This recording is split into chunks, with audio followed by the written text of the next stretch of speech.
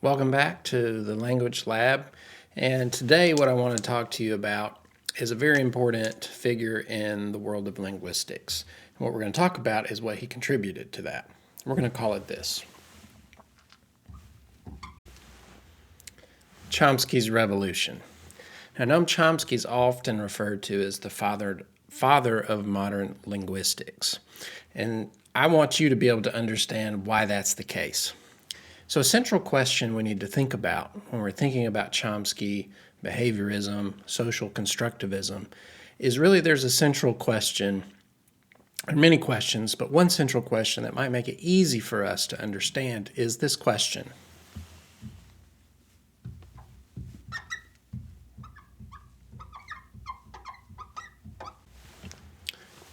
Is language learned? We may take this for granted a lot of times. Is language learned? There's so much emphasis in school put on learning often, and learning grammar rules or learning spelling. And these are many, many questions, but the question that Chomsky is trying to answer is not so much written language, but our spoken language, in particular our natural language, our native language, what he refers to and linguistics refer to as human language. So the central question is language learned? And the behaviorist, we've introduced this already, but the behaviorist says, yes, language is a learned behavior. Right? Remember that we have a blank slate in our mind, and then our mind learns things through outside stimuli, and then it's sort of encoded through what they're referred to as operant conditioning, or positive and negative rewards. And so through that process, through the information coming in and us getting positive or negative feedback, we then learn. So that's the behaviorist perspective. Now, Chomsky comes along and he says, I don't think so. He opens up a whole new field of linguistics. And so this is what we're going to talk about with Chomsky's revolution. And perhaps to help us understand Chomsky's revolution, because he's going to come back and he's going to say language is not learned. If you have to learn language, then it's not your language. Your language is not taught to you. So what does he mean? So let's look at some information.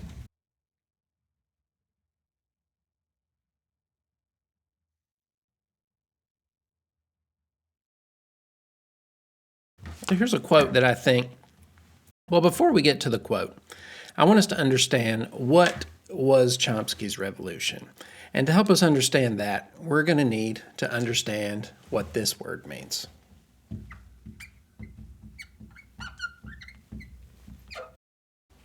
So universal grammar is Noam Chomsky's contribution to linguistics, among many other things. So what I want us to do today is unpack what Chomsky's universal grammar is, because that's really his revolution. And I think we've all heard the word grammar, but then if you say like a universal grammar, like what are you talking about? Well, we're going to talk about kind of three main areas today for Chomsky. We're going to talk about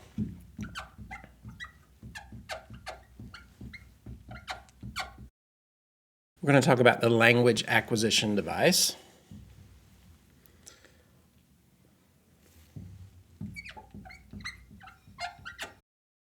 We're going to talk about how language in Chomsky's view is generative, so generative language and how that falls under universal grammar. We're also going to talk about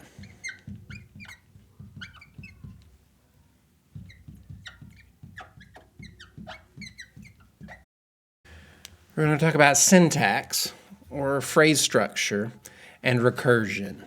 So these are some big technical words, but I think you can handle them. And I think once we describe what these things are, you're going to get a better picture of what universal grammar is. And then you're going to have to think for yourself, well, is language something learned? Or as Chomsky's going to argue in his revolution, it's not learned. It's something biologically innate that all humans possess. So let's look at this first. Let's look at this language acquisition device. Remember, central question here is language learned? Well, Chomsky's going to turn it around and say, not only is language not learned, but humans are, you might say today, genetically predisposed for language. He's going to say internal, inside the mind, there is a language acquisition device. And this device, whatever it is, we don't really know. It's not like you can locate it. Don't think of it so much as like a physical thing, but think of it more as a biological property of humans that is within the structure of the mind and the development of the mind to possess language, if that makes sense. So let's look at a quote from Chomsky that I think will help us. I have no doubt that most of the richness of the structure of language is just a biological property of the organism. Can't be taught any more than you can be taught to have two arms and two legs. Are you able to see what Chomsky's getting at here?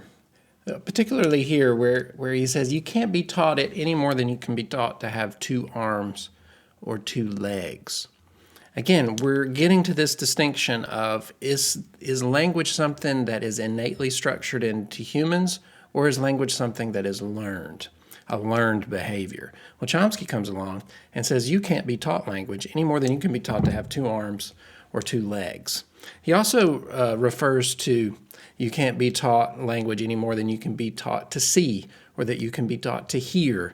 It's part of the biological structure of how we're programmed, for lack of a better word, as humans. Remember, the behaviorists see you being born with a blank slate, and then all of these behaviors are then encoded upon the mind. Well, Chomsky says, no, you're not born with a blank slate. You're born as a human, which then will biologically determine that you have two arms, that you have two legs, that you see, that you hear, and he adds to that you have language.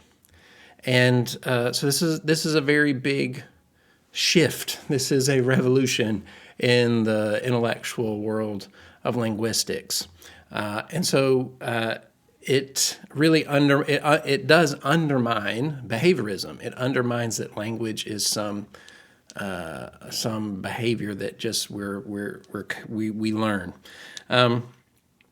So let's look then at the next notion of generative language. And generative language will also kind of fall into the language acquisition device, because really this device will be responsible for being able to produce and to be able to understand generative language. So let's talk some about what we mean about generative language.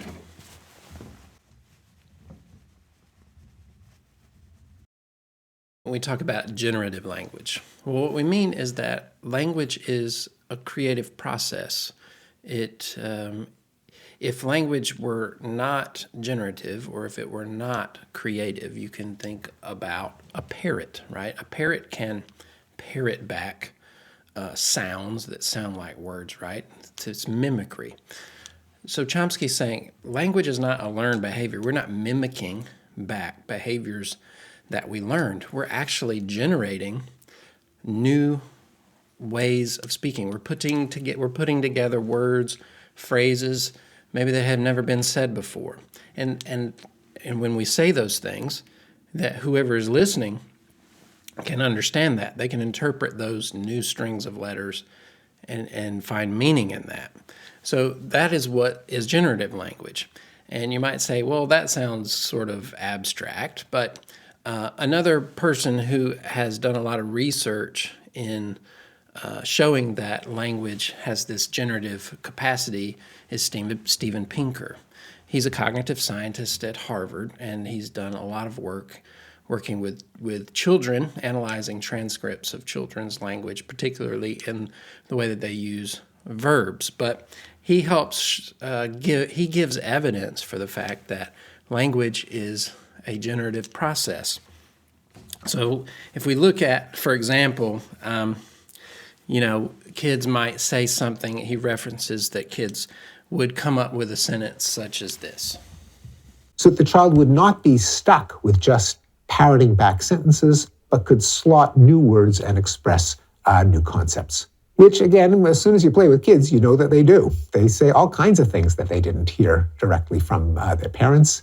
Mommy, can I put my head in the mailbox so the mailman can know where I are? Even before that, a child having their hands washed because there's jam on their fingers, the child might say, all gone sticky, something that was their own coinage, their own creation, showing that the creative ability to combine words into using rules and patterns is there from the get-go. So you can see how a child would say something, Mommy, can I put my head in the mailbox so the mailman can know where I are? Or when they're washing their hands, all gone sticky. When he's saying, like, these are new utterances. They don't follow, like, maybe correct grammar. They substitute in words that are forms of the language, but they do it in their own way. And so he's showing that children, like he says, that this capacity to generate new phrases, to generate new ways of speaking is there from the get-go. So it shows that even at the youngest of ages, that even the youngest of children have this capacity to generate new phrases and new ways of speaking. And so it's not that language is not like a learned behavior, like a parrot might mimic the behavior of certain sounds. That language is something different. It's something different. It's some capacity that's generative, that's creative.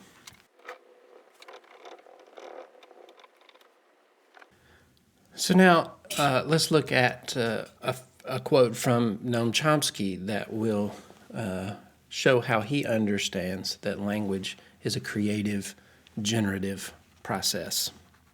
These The generative, creative structures of language. just that you can, as we're talking, we say new things, which we may not have said before. We hear new things. I mean, language, that we may as have well heard as we before. talk, there's very little repetition in what we say. Well, if you really were to see how little repetition there is, you can, let's say, take a book or a newspaper or a library, for that matter, and search for repetitions of phrases or sentences and so on. They occur, but rarely so. So thinking about this idea that you can look at a collection of writing, you can look at a collection, a book, a newspaper, a library for that matter, a combination of libraries, and search for repetition of phrases, and you're not really going to find that many repetitions of phrases. So it's pointing to this fact that language is generative. Imagine combining all the libraries that you can think of, conceptualize, and the fact that there's very little repetition, how's that possible? It's only possible if language is generative in its structure. And as we talk some about the recursive nature of language, or what is recursion, we begin to understand that language has an unbounded, Chomsky would say, infinite capacity. So we can have thousands of libraries of material and find very little repetition in it, because at the heart of language is a creative process. It's generative. It's a generative nature of language. And so Chomsky says there's no way the behaviorist is right? There's a poverty of stimulus, as he calls it. We have not taken in all of the library's information in order to be able to then, as a behavior, put that back out there. He says no, that the language acquisition device actually, what it does is it structures the possibility that we can create language. We can put new words, new phrases together. Okay, it's unbounded. And then this same device, this internal device, helps us to understand that. We can understand new phrases and new words that are put in orders that we've never heard before. And so you start to see that universal grammar starts to make a pretty compelling argument based on that evidence alone, that there's something going on here with the fact that language is generative, and that there must be something that allows us to do that and allows us to express and understand language at that level.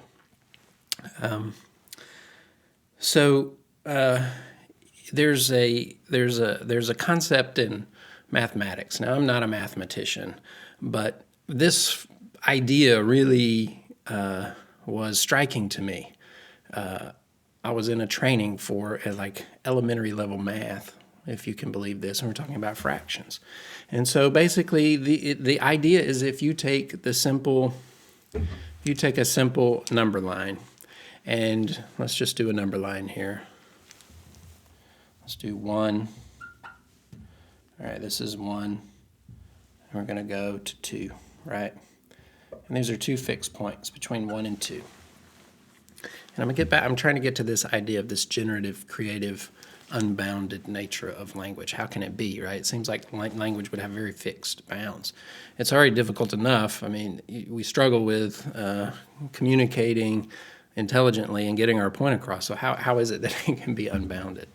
Well, if, for example, let's go back to this idea, and I think I'm no expert in calculus, but apparently the term of the limit in calculus is the value a sum reaches as it approaches infinity.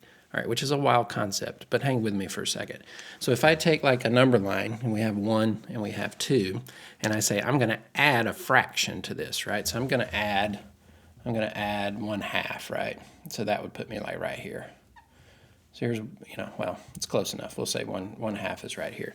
Now I'm going to continue a series of adding a fraction to 1/2, but I'm going to increase the denominator by 1 each time. So then I would add 1/2 plus 1/3 plus 1/4 plus 1/5. Okay, and as we add, we'd then add a third from here, and then we'd add a fourth. All right, it's going to get shorter and shorter and shorter, but you're never going to make it to the whole number 2 because you're always going to be 1 part away from the whole number. So this series can go on to infinity. So the mathematical idea that between 1 and 2, there's an infinite series of numbers is like wild to me. It's like really wild. How can there be infinity in between 2 fixed points? Now again, I'm not a mathematician, but I'm just pointing out this idea that if you add a series of parts, a series of fractions, increasing the denominator by 1, you'll never reach 2, even though you're still adding a value. You're never going to reach it because there's always going to be 1 part of whatever short. Okay, so it shows that, yes, that we can have this generative nature of language. We can have multiple libraries full of new and innovative things to say because there's this sort of weird underlying reality that with a fixed set of variables, for example, English has a fixed set of sounds. Within those sounds and that structure, we can generate ways of speaking that are in some ways unbounded, that they're infinite, right? It's really a pretty wild thing. And then at the heart of us being able to understand all of those ways of speaking is the language acquisition device. So again, Chomsky is saying there's something internal about the nature of language. It's a creative generative process. So now let's look at this idea, and this recursion is going to also sort of play into the generative nature of language. But the syntax, we're going to talk about the syntax, phrase structure, and recursion. And these are very technical linguistic terms, but I'm hoping that I can explain them to you so that you can understand how all of this goes together to create Chomsky's revolution of moving language from some external, abstract, learned behavior to something that's really part of who we are as a human. And what it even means to be a human is to possess the language capacity.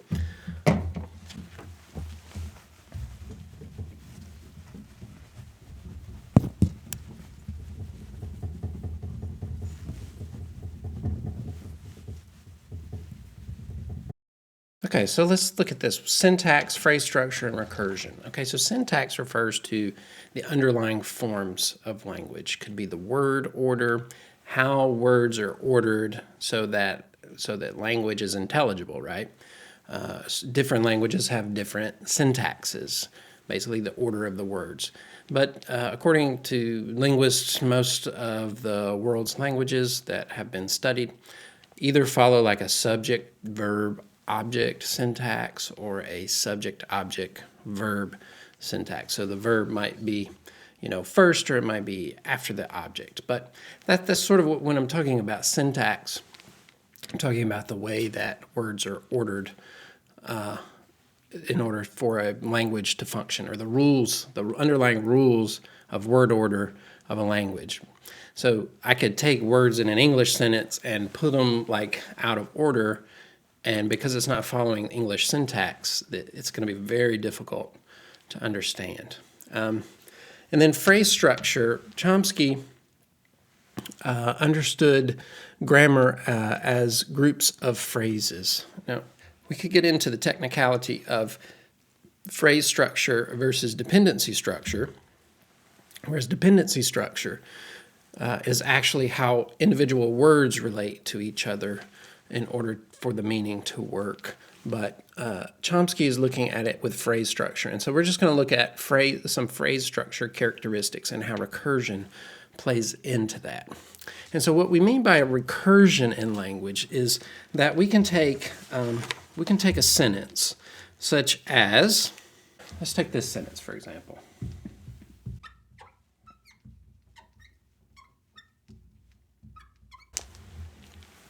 The student read a book.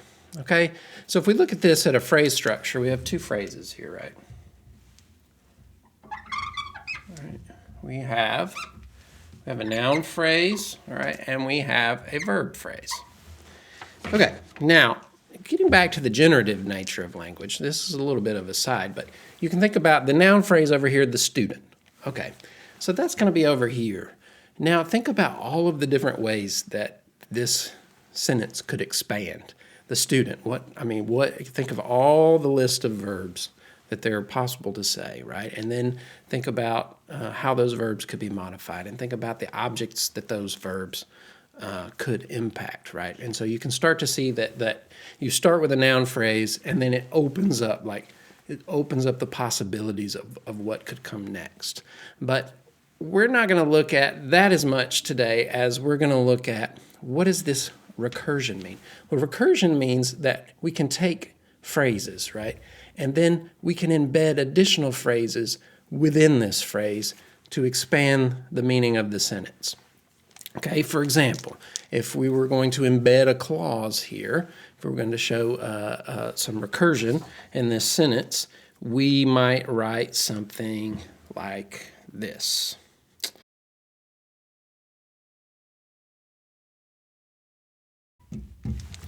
Okay, so now we've added a clause. We've added by the window. The student, by the window, read a book. See how we've embedded that in there? So language allows us to start to add a lot, right? And so how could we add something else?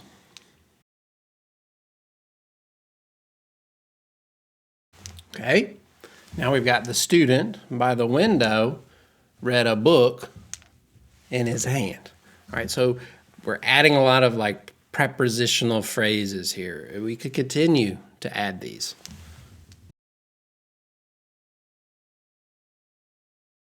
So let's see what other clauses we could embed in this. The student by the window, in a chair, on the floor, read a book that was in his hand that grew tired. And so we can see how within the syntax of the English language and any other language, we can embed clauses, okay? That's what's called recursion. We can add these clauses in and expand the sentence, and we could just keep expanding and keep expanding and keep expanding. And then if you think about all of the options of words that you could put in there, the student by the window in a whatever, or the floor was, all of these possibilities that expand show that language is generative and that language is unbounded, that it can just go on and on and on. And the role of the language acquisition device is one to be able to produce this as well as to be able to understand it. So the expressive and the receptive parts, that's the language acquisition device. So Chomsky, his revolution, if you want to call it, what I'm calling it, is the idea that language has a universal grammar, that we all have a language acquisition device. And he argues that if you look across all languages, all cultures of the world, all languages have the capacity for language. And so this is something that's universal across all humanity. And so if it's something that's universal across all humanity, then it must be something that's innate. It's something that we're born with. It's not something that we're learned. It's not something that we learn. It's something that's as natural as having two arms, two legs to be able to hear and to see. is to have a language acquisition device, is to develop language. And then that language is generative by nature. We create new ways of saying things, and we can understand those things. And that all languages have an underlying syntax. Most of them all have subject, verb, object. All languages have these underlying structures and rules that govern them, and that's part of this universal grammar. Now, just because some languages maybe have different word order, or they have a different phonetic structure, a different sound structure, it doesn't mean that underneath them the same rules and principles apply. It's just that they're expressions, you may say, of the universal grammar. And so for Chomsky, there really are no such things as languages. He says there's only different ways of speaking, because language is a universal principle or property. And so this is really a revolutionary idea that, again, goes back to that fundamental question of, is language learned? And this is a very important question, and we'll look at some other people who try to define what this is. But for Chomsky, he's firmly in the camp of, no, if you have to be taught language, then it's not your language, it's something else. So this is Chomsky's revolution. I hope this has been helpful. I think this has a lot of implications for how we go about thinking about language, how we go about thinking about the impact of language on the learning process in school and literacy. There's many things to think about as far as how understanding language in this lens of a universal grammar innate capacity that will impact our view on the learning process, as far as also second language learning. It goes on, and there are many people who have followed up with these ideas. But I wanted to try to just give you a brief introduction to what Chomsky provided to the world of linguistics, and how it really is a revolution from behaviorism. And this has been a very influential view of linguistics. So I hope you've enjoyed this. I hope this has been helpful, and hopefully we'll be continuing to do more of these, trying to deal with Chomsky's ideas. And you can't really deal with anyone else without answering how Chomsky's universal grammar would play into that. So thanks for watching.